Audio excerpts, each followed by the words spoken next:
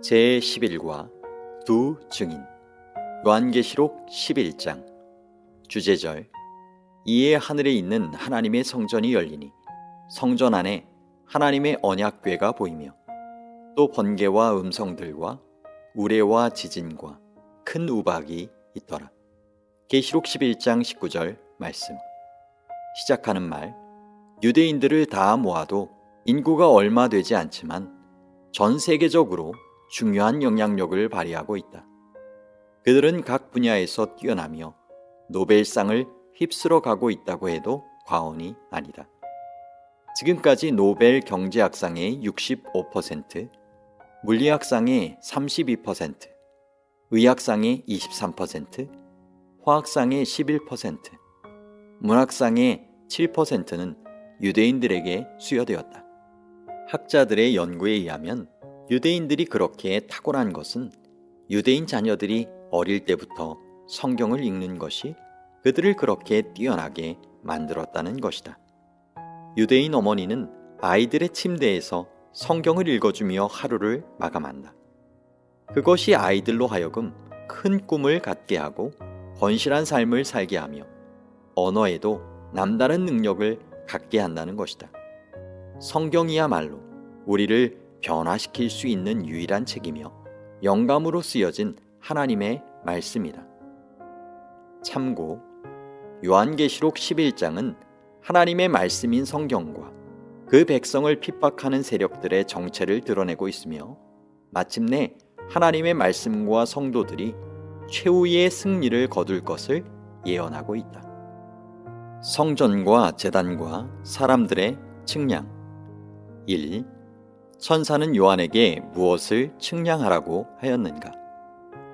또 내게 지팡이 같은 갈대를 주며 말하기를 일어나서 하나님의 성전과 제단과 그 안에서 경배하는 자들을 측량하되. 계시록 11장 1절 말씀. 설명. 천사가 성전을 측량하라고 지팡이 같은 갈대를 주었다고 하였다. 요단강 계곡에서 자라는 이스라엘의 갈대는 길고 똑바로 크기 때문에 길이를 재는 자로 쓰기에 알맞았다. 천사는 성전과 제단과 그 안에서 경배하는 자들을 측량하라고 하였다. 600여 년 전에 에스겔도 이상 속에서 어떤 사람이 성전의 각 부분을 측량하는 것을 보았다. 이 측량은 대속죄일에 있었다. 그리고 세 가지 것을 측량하였는데 바로 성전과 제단과 사람들이었다. 요한계시록 11장 1에서 2절의 장면도 구약 성경에 나오는 에스겔의 이상을 배경으로 한 것이다. 에스겔의 이상은 예루살렘 성전의 재건을 암시하고 있다. 그러나 요한계시록 11장 1에서 2절이 예루살렘 성전을 자세히 살피라는 말씀은 물론 아니다. 요한이 계시를 볼 당시에는 예루살렘의 성전 건물은 이미 파괴되어 세상에 없었기 때문이다. 그렇다면 요한이 측량하라고 명령을 받은 성전은 어떤 성전인가? 그것은 하늘 성소일 수밖에 없다. 하늘 성소야말로 요한계시록의 중심 사상이다. 하늘 성소는 하나님의 보좌가 있는 곳이요 우주의 중심이며 그리스도께서 중보하고 계시는 곳이었다. 그렇다면 그런 하늘 성소와 제단과 사람들을 측량한다는 것은 어떻게 이해해야 할까? 측량한다는 것은 자세히 살피고 평가한다는 것을 의미하며 건축과 회복의 기본 조건이기 때문에 성전과 제단과 사람을 측량하라는 것은 성전과 성소 제도를 다시 자세히 살피라는 명령이다. 그리고 이 일이 대속죄일에 있었다는 것은 백성의 회개와 심판을 요청하고 있다. 그것은 또한 요한계시록 10장 11절과 연결되어 있다는 것을 잊지 말아야 한다. 10장에 나오는 작은 책이 다니엘서이며 그 책을 먹고 쓴 경험을 한 것이 다니엘의 2300주야 예언 해석으로 일어난 1840년대의 세계적인 부흥운동을 의미한다면 그 뒤를 이어 일어난 성전을 측량하는 일도 그것과 관계되어 해석해야 할 것이다. 성전을 측량하고 평가하라는 명령은 성전의 정결에 관한 예언 때문에 실망을 경험한 하나님의 백성에게 꼭 필요한 명령이었다. 그들은 부지런한 성경 연구를 통하여 정결하게 된 성전이 이 세상이 아니라 그리스도께서 대제사장으로 봉사하시는 하늘 성소임을 깨닫게 되었다. 그들은 하늘 성소와 성소 제도를 깊이 연구하면서 새로운 빛을 발견하게 되었던 것이다. 2. 얼마나 오랫동안 이방인들은 거룩한 성을 짓밟을 것인가? 성전 바깥 마당은 측량하지 말고 그냥 두라. 이것은 이방인에게 주었은즉 그들이 거룩한 성을 42달 동안 짓밟으리라. 계시록 11장 2절 말씀. 설명. 요한은 성전 바깥 마당은 측량하지 말고 그냥 두라는 말을 들었다. 그 이유는 무엇인가? 성전 밖 마당은 성전의 구조에서 이방인들을 위한 뜰이었다. 이방인들은 여기까지밖에 들어갈 수 없었다. 따라서 이방인들은 심판하지도 말고 혹은 인치지도 말고 그냥 두라는 말씀이 된다. 재림전 심판은 구원 얻을 하나님의 백성을 위한 것이다. 이방인들은 원래 하나님을 믿지 않는 사람들이다. 그러나 이곳의 이방인들은 하나님의 성전 뜰에 있는 이방인들이다. 즉 하나님을 믿는다고 하면서도 아직도 참된 이스라엘은 되지 못하여 이교의 습관을 그대로 몸에 지니고 있는 사람들이다. 바로 그들이 42달 동안이나 하나님의 거룩한 성, 즉 하나님의 신실한 성도들을 박해할 것이라는 예언이다. 그렇다면 성전 마당에 거하면서 거룩한 성을 42달 동안이나 짓밟을 존재는 도대체 누구일 것인가? 우선 성경 예언에서 42달이 어떤 기간인지를 살펴볼 필요가 있다. 성경에 나타난 한때, 두때, 반때, 42달, 1260일. 다니엘 7장 25절. 성도들은 그의 손에 붙인 바 되어 한때와 두때와 반때를 지내리라. 다니엘 12장 7절. 한때, 두때, 반때를 지나서 성도의 권세가 다 깨지기까지이니. 계시록 11장 2절. 그들이 거룩한 성을 42달 동안 짓밟으리라. 계시록 11장 3절. 그들이 굵은 베옷을 입고 1260일을 예언하리라. 계시록 12장 6절. 그 여자가 광야로 도망가서 거기서 1260일 동안 있더라. 계시록 12장 14절. 그 여자가 광야 자기 곳으로 날아가 거기서 그 뱀의 낯을 피하여 한때와 두때와 반때를 양육받으매. 계시록 13장 5절. 또 짐승이 과장되고 신성모독을 말하는 입을 받고 또 42달 동안 일할 권세를 받으니라. 42달, 1260일. 한때, 두때, 반때에 대한 성경의 기록. 1. 다니엘 7장 25절. 한때, 두때, 반때. 2. 다니엘 12장 7절. 한때, 두때, 반때. 3. 계시록 11장 2절. 42달. 4. 계시록 11장 3절. 1260일. 5. 계시록 12장 6절. 1260일. 6. 계시록 12장 14절. 한때, 두때, 반때. 7.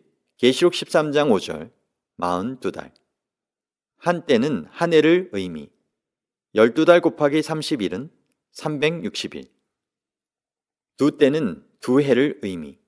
24달 곱하기 30일은 720일. 반때는 반년을 의미. 6달 곱하기 30일은 180일.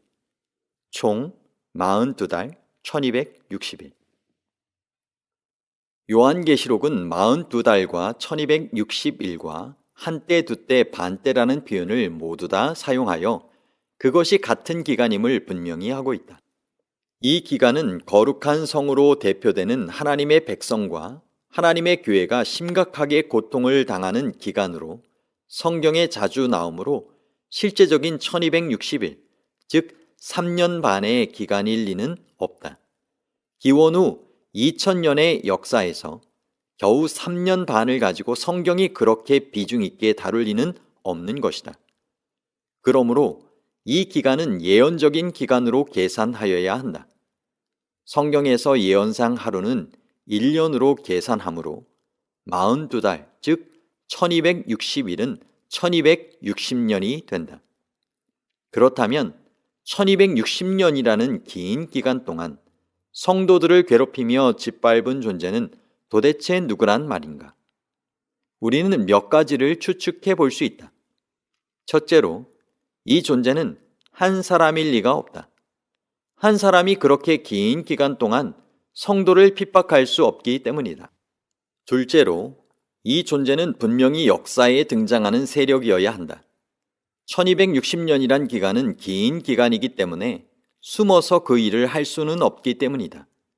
셋째로, 성전 밖 마당에 있으면서 그 일을 하였으니 하나님을 믿는다고 말하는 종교적인 세력일 것이고, 그렇게 긴 기간 동안 핍박을 할 수 있었으니 정치적인 권력도 가진 존재일 것이다. 우리는 어렵지 않게 그 세력을 역사에서 찾아낼 수 있다.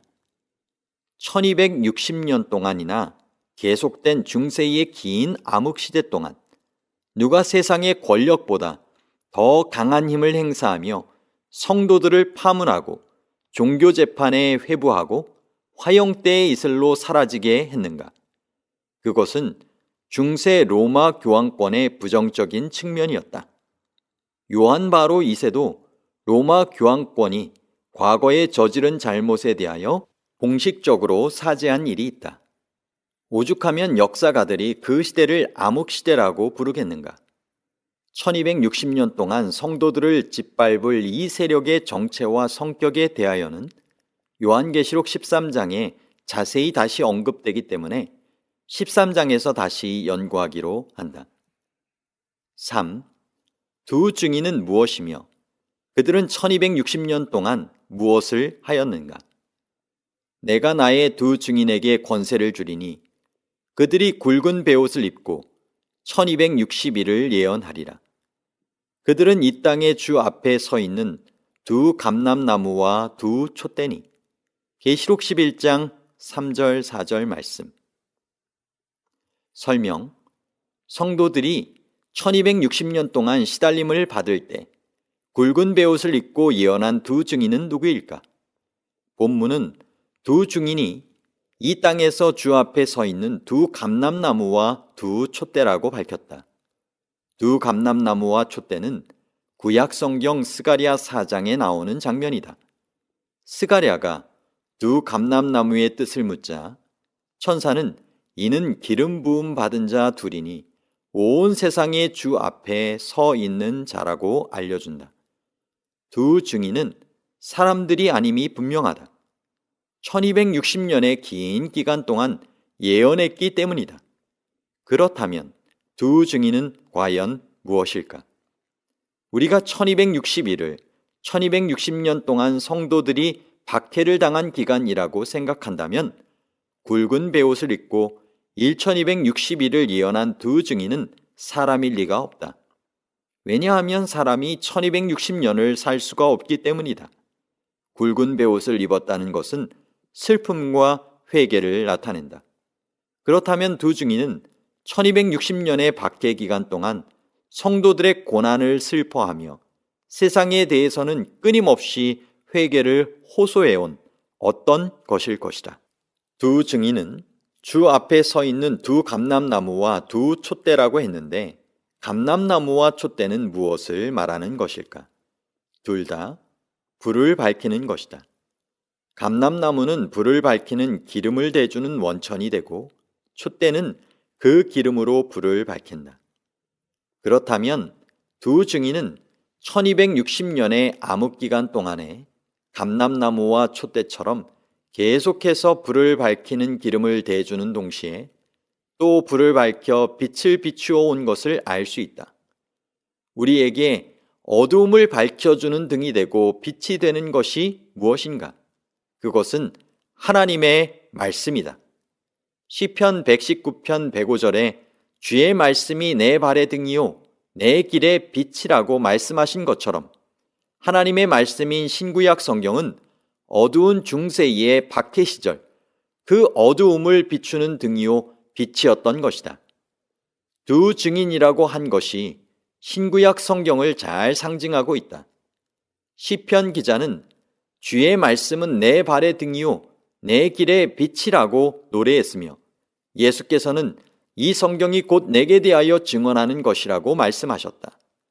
그러므로 두 증인은 어떤 사람들이 아니라 성경 말씀, 즉 구약 성경과 신약 성경이라고 보는 것이 올바른 해석이다. 성도들이 고난을 당하는 중세의 암흑시대 동안 성경 말씀은 그들과 함께 슬퍼했으며 그들에게 위로가 되고 하나님의 뜻을 전하는 증인이었으며 어두움을 밝히는 등불이었던 것이다. 이것은 그 다음 절을 보면 더 명확해진다. 4. 두 증인을 해하려 하는 자는 어떻게 되는가? 또 그들에게는 어떤 권세가 있었는가? 만일 누구든지 그들을 해하고자 하면 그들의 입에서 불이 나와서 그들의 원수를 삼켜 버릴 것이요. 누구든지 그들을 해하고자 하면 반드시 그와 함께 죽임을 당하리라. 그들이 권능을 가지고 하늘을 닫아 그 예언을 하는 날 동안 비가 오지 못하게 하고 또 권능을 가지고 물을 피로 변하게 하고 아무 때든지 원하는 대로 여러 가지 재앙으로 땅을 치리로다. 계시록 11장 5에서 6절 말씀. 설명. 그들을 해하고자 하면 그들의 입에서 불이 나와서 그들의 원수를 삼켜버리는 것과 하늘을 닫아 그 예언을 하는 날 동안 비오지 못하게 한다는 표현은 엘리야의 기사들을 연상시킨다. 엘리야가 기도한 즉 이스라엘에 3년 반 동안이나 비가 오지 않았으며 엘리야를 죽이려 하던 군사들은 하늘에서 내려온 불이 그들을 소멸하였다. 물이 변하여 피가 되게 한다는 것은 모세가 나일강 물이 피가 되게 했던 애굽의 재앙을 생각나게 한다. 실제로 모세와 엘리야는 증인으로서 변화산에서 예수님과 말씀을 나눈 일도 있다. 그러나 성경 어디에도 모세나 엘리야를 감람나무나 촛대로 부른 일은 없다. 또 그들은 사람이기 때문에 1260년의 긴 기간 동안 증인이 될 수도 없었다. 비가 오지 않거나 물이 피로 변하는 재앙이 임한 것은 그들이 모세나 엘리야 같은 사람을 거절했기 때문이 아니라 그들이 전하는 하나님의 말씀을 거절했기 때문이었다. 그러므로 두 증인은 어떤 사람들이 아니라 하나님의 말씀이다. 구약의 모든 선지자들과 믿음의 조상들은 구약의 증인에 포함되며 신약의 모든 성도는 신약의 증인들에 포함된다. 그렇다면 신구약 성경이 해하려 하는 사람들에게 실제로 재앙을 내린 일이 있었는가? 요한계시록 22장 18절은 만일 누구든지 이것들 외에 더하면 하나님이 이 두루마리에 기록된 재앙들을 그에게 더할 것이라고 하였다. 하나님 여호와는 그를 거절하는 자들에게는 소멸하는 불이시다. 각 시대를 통하여 하나님의 말씀을 해하려 하는 시도는 실패하였고 재앙을 가져왔다. 오늘날 우리도 하나님의 말씀을 왜곡하거나 불순종하면 재앙을 피할 수 없다. 우리가 편리한 대로 생각할 것이 아니라 하나님께서 무엇이라 말씀하셨는가가 가장 중요한 것이다. 5. 두 증인에게 무슨 일이 생겼는가? 그들이 그 증언을 마칠 때에 무적행으로부터 올라오는 짐승이 그들과 더불어 전쟁을 일으켜 그들을 이기고 그들을 죽일 터인즉 그들의 시체가 큰 성 길에 있으리니 그 성은 영적으로 하면 소돔이라고도 하고 애굽이라고도 하니 곧 그들의 주께서 십자가에 못 박히신 곳이라. 백성과 족속과 방언과 나라 중에서 사람들이 그 시체를 사흘 반 동안을 보며 무덤에 장사하지 못하게 하리로다. 이 두 선지자가 땅에 사는 자들을 괴롭게 한 고로 땅에 사는 자들이 그들의 죽음을 즐거워하고 기뻐하여 서로 예물을 보내리라 하더라. 계시록 11장 7에서 10절 말씀. 설명. 하나님의 말씀이 1260년의 증거를 마칠 때쯤 무적행으로부터 올라오는 짐승, 즉 사탄의 세력이 성경을 핍박하여 죽은 것처럼 만들 것이다. 성경이 그렇게 박해를 당한 장소를 큰 성이라 했다. 그것은 거룩한 성 예루살렘과 반대되는 개념이며 바벨론 성이다. 그 당시에 실제적인 바벨론이나 바벨론으로 불리던 로마는 이미 없었으므로 큰 성은 바벨론처럼 하나님을 모독하고 하나님의 백성을 박해한 나라나 집단을 의미할 것이다. 이곳은 또한 영적인 소돔 혹은 애굽으로 불리는 곳이었다. 소돔은 타락의 온상을 대표하는 이름이며 애굽은 하나님을 무시하고 부인하는 무신론을 대표한다. 이런 곳이야말로 예수께서 영적으로 못 박히신 곳이다.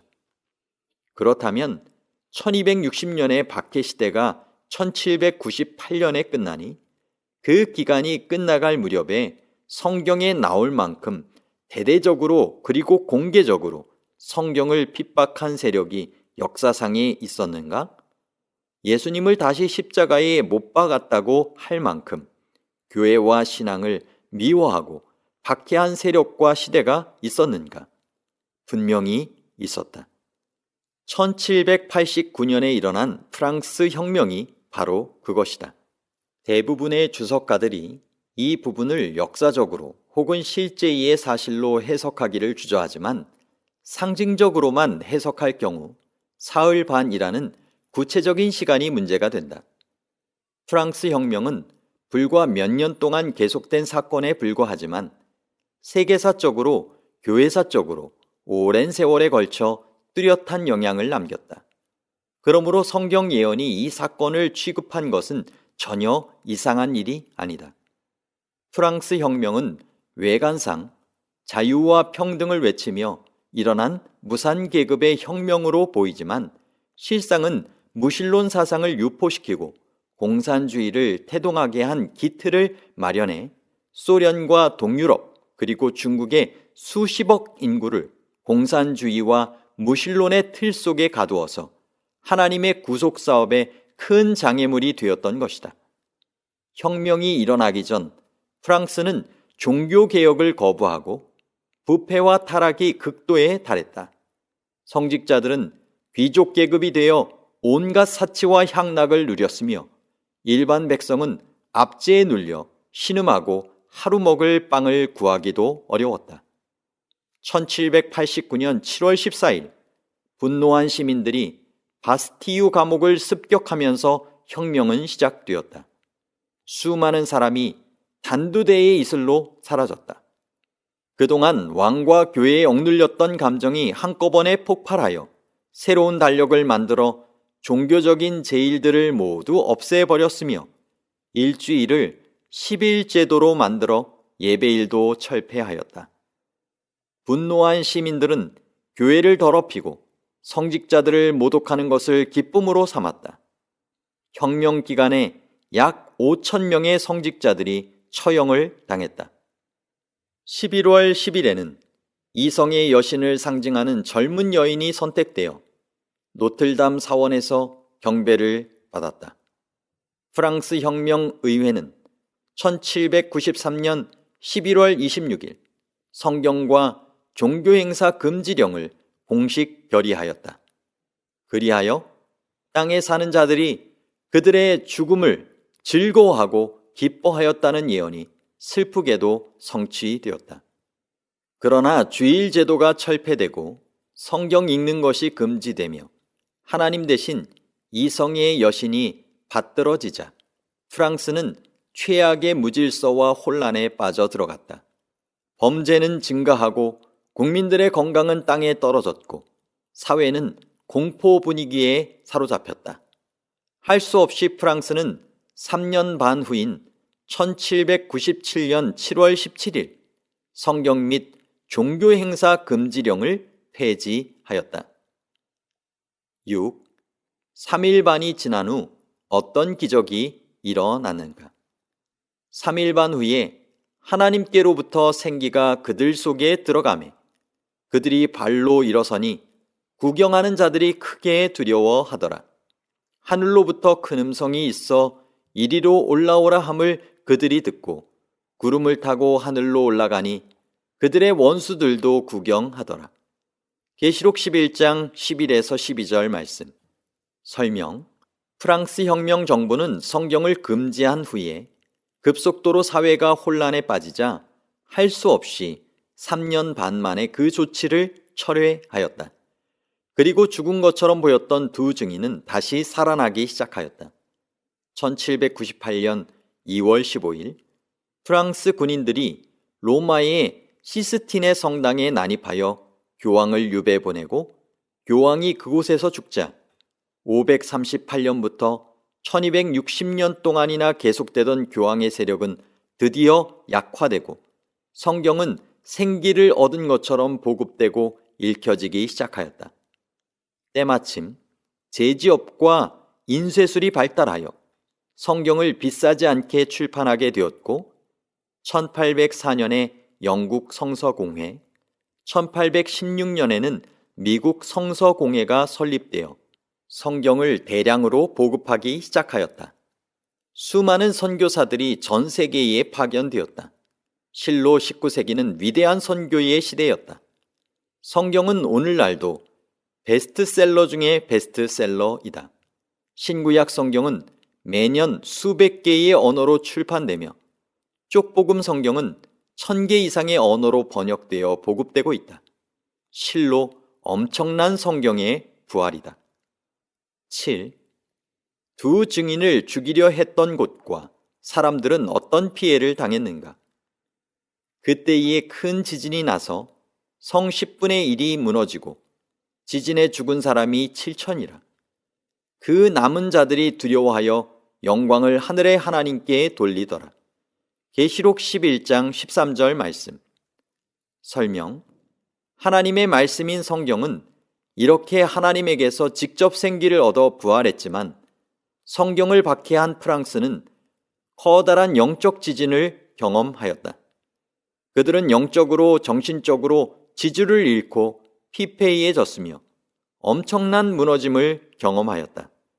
성 10분의 1이란 유럽 10나라 중에 하나에 해당하는 프랑스를 지칭하는 말일 것이다.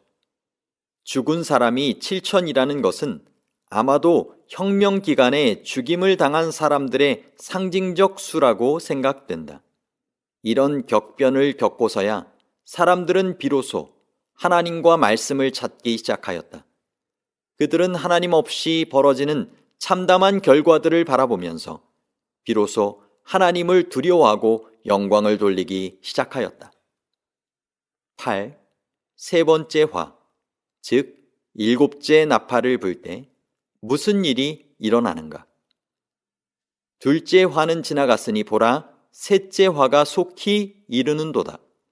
일곱째 천사가 나팔을 불매 하늘에 큰 음성들이 나서 이르되 세상 나라가 우리 주와 그의 그리스도의 나라가 되어 그가 세세토록 왕노릇 하시리로다 하니 하나님 앞에서 자기 보좌에 앉아있던 24장로가 엎드려 얼굴을 땅에 대고 하나님께 경배하여 이르되 감사하옵나니 옛적에도 계셨고 지금도 계신 주 하나님 곧 전능하신 이여 친히 큰 권능을 잡으시고 왕노릇 하시도다.